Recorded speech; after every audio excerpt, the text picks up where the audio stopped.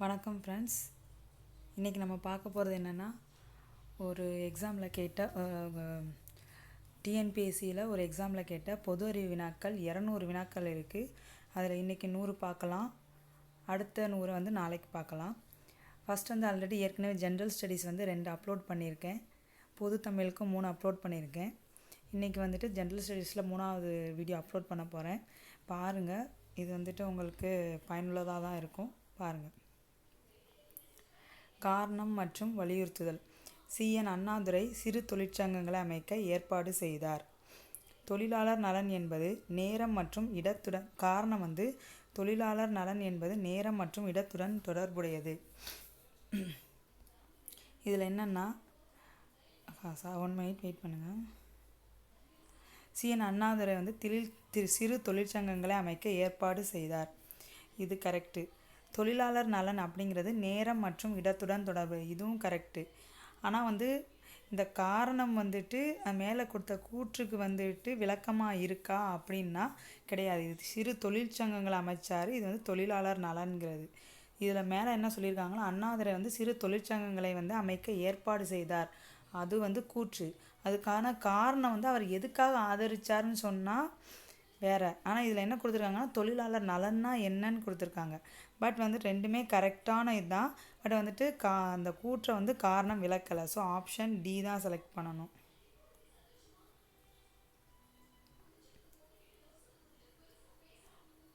பின்வருவற்றுள் சரியான பொருந்துவதை சரியாக எது பொருந்தியிருக்கோ அதை தேர்ந்தெடுக்கணும்.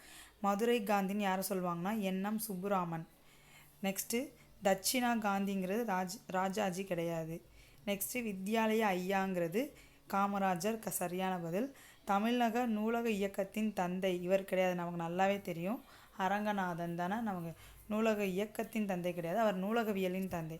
ஸோ ராமசாமிங்கிறது தவறு. ஸோ இதில் கரெக்டான ஆப்ஷன் ஆப்ஷன் 1 and 3. ஏன்னா இது degree based question. So group 2ங்கும்போது குரூப் 2A டிகிரி பேஸ்டு கொஸ்டின்ஸாக தான் இருக்கும். ஸோ இதை கொஞ்சம் நல்லா பாருங்கள். So Madurai Gandhi N M. சுப்புராமன் சரியான பதில்.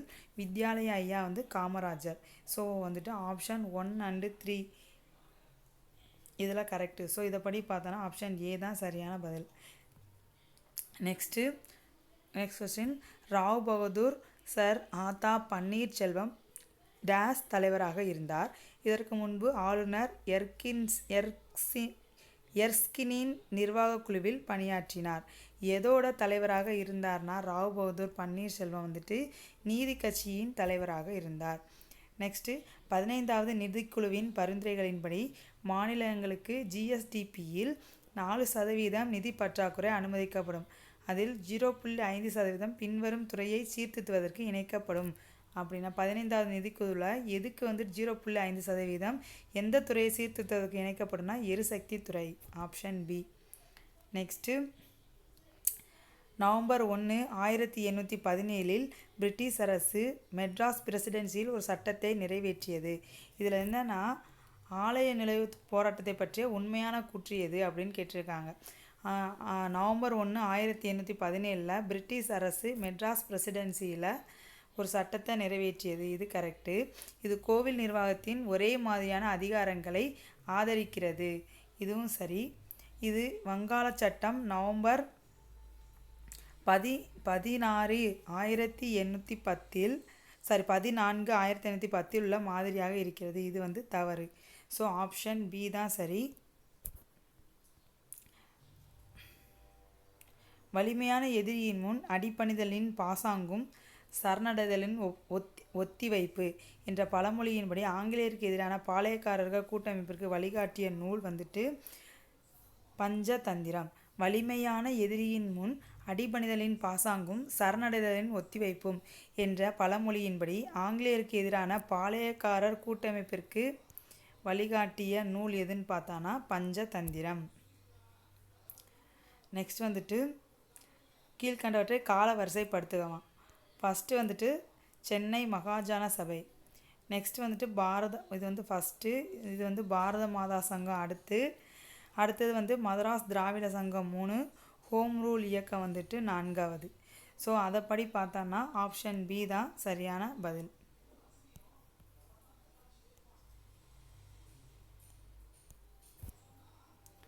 நெக்ஸ்ட் வந்து வெண்மை எனப்படுவது யாதென வள்ளுவர் கூறுகிறார்.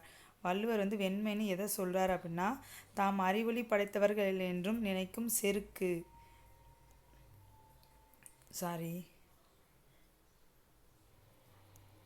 தாம் அறிவொளி படைத்தவர்கள் என்று நினைக்கும் செருக்கு தான் வெண்மை அப்படின்னு வள்ளுவர் சொல்கிறாரு. நெக்ஸ்ட்டு மன்னரை சேர்ந்தொழுகுதல், குறிப்பறிதல், அவையறிதல் ஆகிய அதிகாரங்களில் வள்ளுவர் உணர்த்துவன யாவை? மன்னரை சேர்ந்தொழுகுதல், குறிப்பறிதல், அவையறிதல் இந்த அதிகாரங்களில் வள்ளுவர் என்ன சொல்கிறாருன்னா,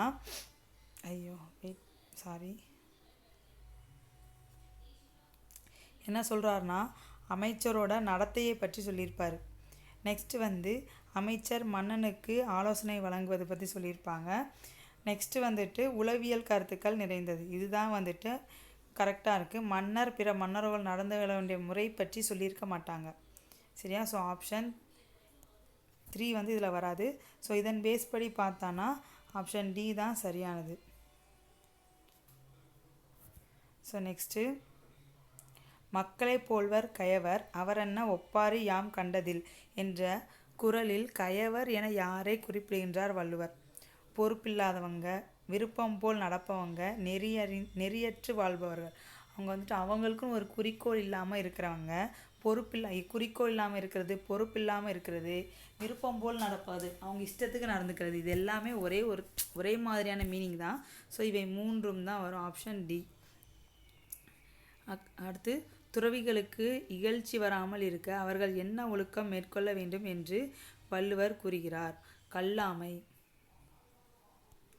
அதாவது என்னென்னா அவங்க வந்துட்டு கல் உண்ணக்கூடாது, அதாவது கல் உண்ணக்கூடாது இல்லை, களவு செய்யக்கூடாது அப்படின்னு சொல்லியிருப்பாங்க. Option A. யாருடைய செல்வத்தை வள்ளுவர் நீர் நிறைந்த ஊரினியோடு ஒப்பிடுகிறார்? அதாவது பேரறிவு உடையவங்களோட செல்வத்தை தான் வள்ளுவர் ஊருணியோடு ஒப்பிடுறார். இங்கே பாருங்கள், இதில் வந்துட்டு நம்ம ஆப்ஷனை பார்த்து வந்துட்டு ஒமிட் பண்ணிடலாம். தீ நட்புங்கிறது நெகட்டிவாக இருக்குது, சூதுங்கிறது நெகட்டிவாக இருக்குது, கயவருங்கிறது நெகட்டிவாக இருக்குது. இவர் வந்து என்ன சொல்லியிருக்காங்க, யாருடைய செல்வத்தை ஊருணினா எல்லாருக்குமே பயன்படுற நீர்நிலை. அப்படின்னா ஒருத்தரோட செல்வமும் எல்லாருக்கும் பயனுள்ளதாக இருக்கணும், அவர் நல்லவராக தானே இருக்கணும், அதை தான் சொல்லுவாங்க. ஸோ இந்த ஆப்ஷனை பார்த்தே நம்ம வந்து ஒமிட் பண்ணிடலாம், திருக்குறளே தெரியாட்டாலும் பரவாயில்ல. நெக்ஸ்ட்டு காகித சங்கிலிகள் என்ற புதினத்தின் ஆசிரியர்னா சுஜாதா ரங்கராஜன். அதாவது சுஜாதா அவரோட இயற்பெயர் ரங்கராஜன். நெக்ஸ்ட் வந்துட்டு மேட்ச்சு. ஆசிரியர்களை அவர்களோட இதழ்களுடன் ஒப்பிடுக. நெக்ஸ்ட்டு ஜெயகாந்தன் வந்து ஞானரதம், பார்த்தசாரதி வந்து தீபம், கண்ணதாசன் வந்துட்டு தென்றல் இதழை நடத்துனது கண்ணதாசன் நமக்கு தெரியும். மீராவும் அன்னம் விடு தூது. நமக்கு இந்த மீரா அன்னம் விடு தூது தெரிஞ்சாலே வந்துட்டு கரெக்டாக ஆப்ஷன் போட்டலாம். மீது எல்லாம் தெரியுதோ இல்லையோ, அது கூட கண்ணதாசன் தென்றல் கூட எல்லாருக்கும் தெரிஞ்சிருக்கும். ஜெயகாந்தனும் ஞானரதம் தெரிய வாய்ப்பு இருக்குது. நான் பார்த்தசாரதி தெரியுமான்னு தெரில. பட் வந்துட்டு இந்த ஒரு ஆப்ஷன் மீரா வந்து நம்ம தமிழில் படிச்சிருப்போம், இது தெரிஞ்சாலே வந்துட்டு நம்ம கரெக்டாக போட்டுடலாம் அன்னம் விடு தூது. ஏன்னா மீரா அன்னம் விடு தூதுங்கிற இந்த 1ல் மட்டும்தான் இருக்குது. ஸோ இதை வச்சு ஆப்ஷன் போட்டலாம். Option D. நெக்ஸ்ட் வந்துட்டு கழுமலம் என்ற இடத்திற்கு போர் நிகழ்வதை கூறுவது வந்துட்டு என்னதுன்னா அகநானூறு. இது வந்துட்டு 11லேயோ 12லேயோ ஒரு பாக்ஸ் கண்டென்ட்டாக இருக்கும் பாருங்கள். 12th தமிழ் புக், 11லேயோ 12லேயோ தமிழ் புக்கில் ஒரு பாக்ஸ் கண்டென்ட்டாக இருக்கும். நெக்ஸ்ட்டு மலையுளே பிறப்பினும் மலைக்கு அவைதாம் என் செய்யும் என்ற பாடல் வரிகள் இடம்பெற்ற நூல் வந்து கலித்தொகை. இதெல்லாம் வந்து யூனிட் 8 பேஸ் பண்ணி வர்றது. கொலை வழக்கில் முதல் குற்றவாளி யாருன்னா நீலகண்ட பிரம்மச்சாரி. ஏன்னா நீலகண்ட பிரம்மச்சாரி தான் வந்துட்டு என்ன பண்ணியிருப்பார்னா அந்த துப்பாக்கி பயிற்சியை வந்துட்டு கொடுத்துருப்பார். யாருக்குன்னா வாஞ்சிநாதனுக்கு. ஓகேவா? ஸோ அவர் தான் வந்துட்டு முதல் குற்றவாளி நீலகண்ட பிரம்மச்சாரி. ஏன்னா மணியாச்சி ரயில்வே ஸ்டேஷனில் வச்சு தானே வந்து ஆஸ்துரையை கொண்டிருப்பாங்க. அதான் வாஞ்சி மணியாச்சின்னு தான் அந்த ஸ்டேஷனையே சொல்லுவாங்க. வாஞ்சிநாதன் தான் சுற்றுப்பார். அவருக்கு ப்ராக்டிஸ் கொடுத்தது வந்துட்டு நீலகண்ட பிரம்மச்சாரி. பின்வருவனவற்றுள் சமண அறிஞர்களின் முக்கிய கற்றல் மையமாக இருந்த இடம் மதுரை. நெக்ஸ்ட்டு மன்னர்களின் பட்டங்களை பொறுத்துக. பாண்டியர்னா செலியன், சேரர்னா வந்துட்டு ஆதவன், சோழர் வந்துட்டு செம்பியன், ஆய் வந்துட்டு திதியன். சரியா? பாண்டியர் செழியன், சேரர் ஆதவன், சோழர் செம்பியன், ஆய் வந்து திதியன். ஸோ ஆப்ஷன் வந்துட்டு ஆப்ஷன் பி தான் correct. Next question, Tamil Nadu disaster recovery centre, அதாவது வந்துட்டு தமிழ்நாடு பேரிடர் மீட்பு மையம் அமைந்துள்ள இடம் திருச்சிராப்பள்ளி. தமிழக அரசின் புதுமை பெண் திட்டம் எதை உறுதிப்படுத்துகிறது? நல்லாவே தெரியும், பெண்களுக்கு உயர்கல்வி. ஏன்னா இது வந்து ரீசன்ட் கொஸ்டின் மீன்ஸ் 2023 கேட்ட கொஸ்டின். ஏன்னா அதான் புதுமை பெண் திட்டத்தை பற்றி கேட்டிருக்காங்க.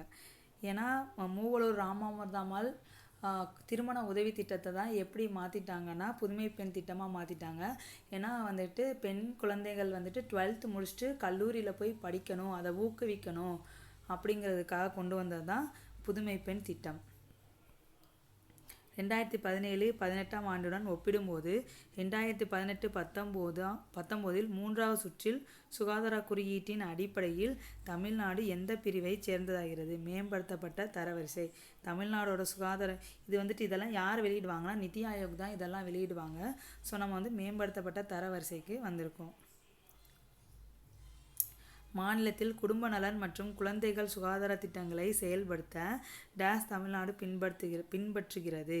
சமூக தேவைகள் மதிப்பீட்டு அணுகுமுறை. Option A.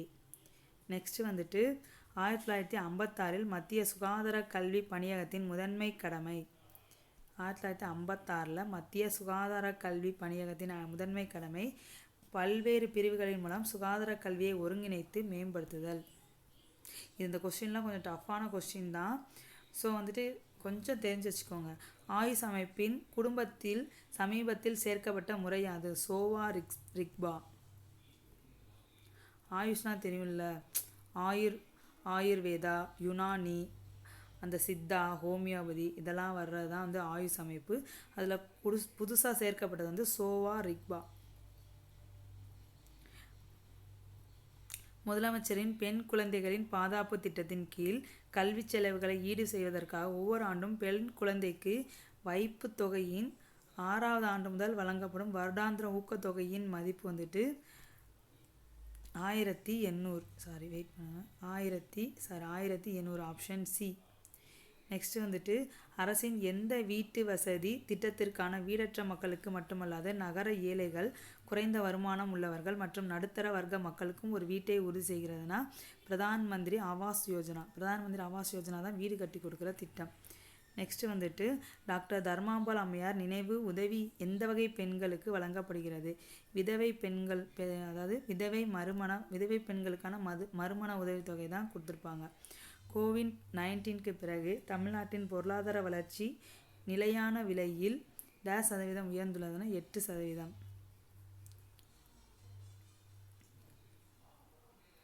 பின்வருவனவற்றில் எது தவறாக இணைக்கப்பட்டுள்ளது? பெண்கள் குழந்தைகளுக்கான உதவியான் 1098 கரெக்ட் தான். பெண்கள் உதவியன் தப்பு. சைபர் கிரைம் உதவியன் தப்பு.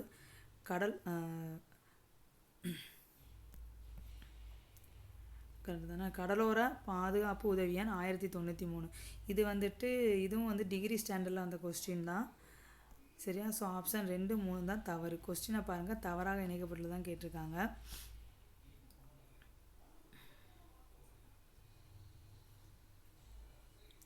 ஸோ இதுலேயுமே நம்ம கொஞ்சம் ஒமிட் பண்ணலாம். ஏன்னா குழந்தைகள் உதவியான் 1098 நமக்கு நல்லாவே தெரியும். ஸோ ஆப்ஷன் ஏ வராது, டி வராது. பெண்களுக்கான உதவி எண்ணும் ஓரளவு நமக்கு தெரியும். ஸோ வந்துட்டு அதை வச்சு நம்ம வந்துட்டு ஒமிட் பண்ணி எழுதுனான்னா இது சி இல்லைன்னு நமக்கு தெரிஞ்சிடும். ஸோ வந்துட்டு பி தான் வந்துட்டு ஆப்ஷன் நமக்கு நல்லாவே கண்டுபிடிச்சிடலாம். தமிழ்நாட்டின் பொது விநியோக திட்டத்தின் குறிக்கோள் என்னென்னா உணவு பாதுகாப்பு தான். நல்லாவே நமக்கு தெரியும். ஏன்னா பொது விநியோக திட்டம்னா ரேஷன் கடையில் நம்ம வாங்குகிறோம்ல, எல்லாருக்குமே ஈக்குவலாக வந்துட்டு அரிசி கொடுக்குறது, சீனி கொடுக்குறது, கோதுமை கொடுக்குறது, பருப்பு கொடுக்குறது எல்லாமே வந்துட்டு உணவு பாதுகாப்பை உறுதிப்படுத்துறதுக்கான திட்டம் தான் அது. வாக்கியங்களை வாசிக்க. கனவு இல்ல திட்டம் ஆய்வாளர்களுக்கு அவரவர் மாவட்டங்களில் விருப்பங்களின்படி 15 சென்ட் நிலங்கள் வழங்கப்படும். இல்லை, அப்படிலாம் கிடையாது. தமிழ்நாட்டில் தமிழ் எழுத்தாளர்கள் திட்டம் மூலம் பயனடைகின்றனர். அதாவது தமிழ் எழுத்தாளர்கள் திட்டத்தின் மூலம் பயனடைகின்றனர். கனவு இல்ல திட்டம் இது வந்துட்டு சரி. நெக்ஸ்ட் தமிழ் எழுத்தாளருக்கு 5 சென்ட் நிலம் வழங்கப்படும். இது ஆப்ஷன் சி தான் கரெக்டு. கனவில்ல திட்டம்லாம் இப்போ ரீசெண்டாக வந்தது, அதை பற்றியெல்லாம் நல்லா பார்த்துக்கோங்க. ஏன்னா வந்துட்டு குரூப் 2 மெயின்ஸ்க்கெல்லாம் கேட்குறதுக்கு சான்ஸ் இருக்குது கனவு இல்லம் திட்டமெல்லாம். அதே மாதிரி வந்து தமிழ் புதல்வன் திட்டம் அதெல்லாம் வந்து இப்போ ரீசெண்டாக வந்துட்டு இருக்கனால கேட்கலாம். அப்புறம் மாநகராட்சி இப்போ ரீசெண்டாக ஒரு 4 மாநகராட்சி இப்போ தான் லான்ச் இன்றைக்கி தான் லான்ச் பண்ணுறாங்கன்னு நினைக்கிறேன்.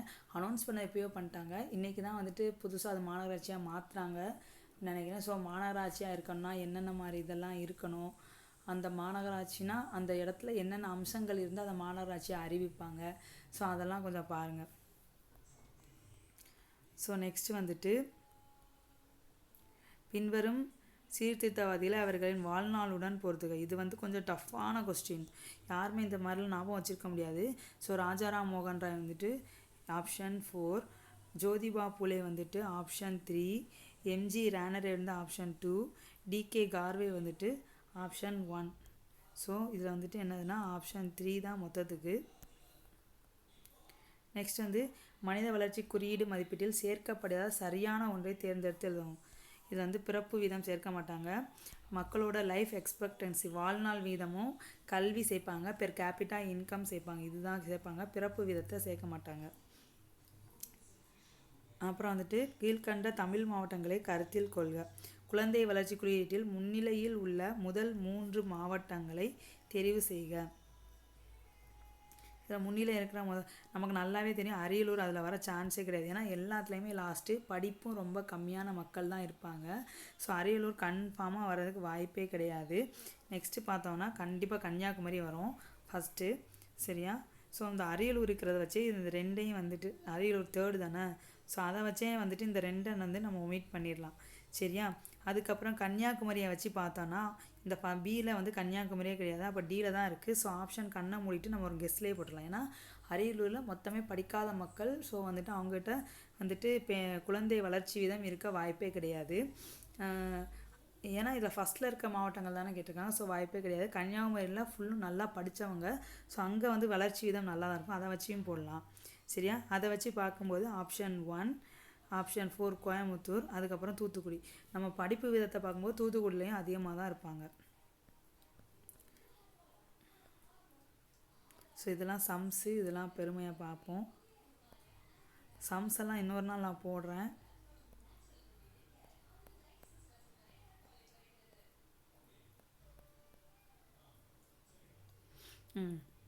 கக்குவான் இருமலை உருவாக்கும் நோய் கிருமி என்னென்னா பார்ட்டிடெல்லா பெர்டுசிஸ். பார்ட்டிடெல்லா பெர்டுசிஸ் தான் கக்குவான் இருமலை உருவாக்கும் நோய்க்கிருமி. நெக்ஸ்ட்டு பொருள் உணராமல் கற்றலில் முக்கிய நடைமுறையாக இருப்பது டேஸ் கற்றல் ஆகும். மீண்டும் மீண்டும் கற்றல் முறை.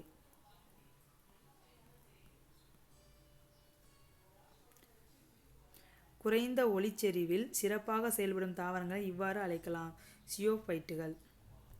ஜியோஃபைட்டுகள்னு சொல்லுவோம்ல, அதான். நெக்ஸ்ட் வந்துட்டு புவியின் மேற்பரப்பால் சூரிய கதிர்வீச்சின் ஒரு பொது மீண்டும் பிரதிபலிக்கப்படுவது இவ்வாறு அழைக்கப்படுகிறதுனா ஆல்பிடோ.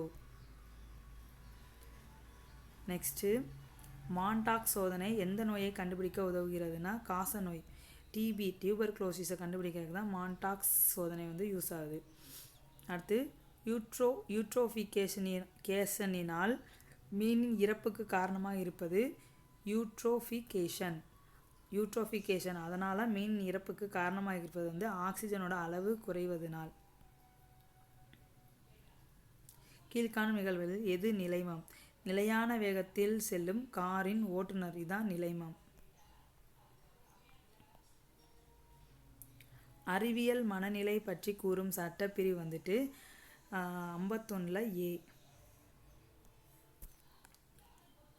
51 ஏ இது வந்துட்டு என்னென்னா இதில் வந்து பர்டிகுலராக நமக்கு கேட்கவே இல்லை. ஏன்னா 51 ஏங்கிறது வந்துட்டு நம்மளோட அடிப்படை கடமைகள் பற்றி சொல்கிறது. ஸோ 51 ஏல அதுக்கும் கீழே வந்துட்டு ஒரு 11 பிரிவு இருக்குது, ஸ்மால் ஏ பி சிடி எல்லாம். ஆனால் வந்துட்டு இவங்க வந்து எக்ஸாக்டாக அந்த இது கேட்காம அந்த அடிப்படை கடமைகளில் வருதுங்கிறத மட்டும்தான் இங்கே மென்ஷன் பண்ணியிருக்காங்க, சரியா? நெக்ஸ்ட் வந்துட்டு பொருந்தாத இணையை கண்டுபிடிக்க. கபில் கபூர் இலக்கியமும் கல்வியும் சரிதான், தீபக் தார் வந்துட்டு அறிவியலும் பொறியியலும் சரிதான், லக்ஷ்மண் சிங் இலக்கியம் தவறு, வடிவேல் கோபால் இசை தவறு. ஸோ ஆப்ஷன் பி தான் இது கரெக்டு. 2014ஆம் ஆண்டு தேசிய இளைஞர் கொள்கையின்படி இளைஞர்களின் எந்த வயது பிரிவு கருத்தில் கொள்ளப்படுகிறதுனா 15 to 29 வயது பிரிவு தான் கருத்தில் கொள்ளப்படுகிறது. ஊழலை எதிர்த்து போராட பின்வரும் நடவடிக்கைகள் இந்திய அரசால் எடுக்கப்பட்டது எவை? நேரடி பண பரிமாற்றம், பொது கொள்ளளவில் டெண்டர், பொது கொள்முதலில், குரூப் சி பதவிக்கான ஆட்சேர்ப்புக்கான நேர்காணலை நிறுத்தியது. ஸோ எல்லாமே வந்துட்டு சரி.